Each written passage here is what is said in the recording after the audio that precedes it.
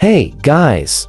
Today let's learn how to switch to the classic Facebook page. So if you guys are wondering how to switch to the old classic Facebook page, in this video tutorial, I'm gonna go ahead and teach you guys how to do this step by step. So please watch this video until the end to find out just how. Alright you guys, so in order for us to actually access this setting, we need to try to go ahead and locate this over on our Facebook application. So launch your Facebook application, and then what I want you guys to do from here is to go ahead and go to your Facebook page's profile, and I'm gonna go ahead and do that right now. Next, what we want to go ahead and do from here is to proceed with going on our, Facebook profile of the Facebook page. Now, once we're here, once we tap on this 3 lines option, the option for us to switch back to our classic Facebook page should be located over here. Now, you do need to be aware that I'm currently using the mobile version of Facebook,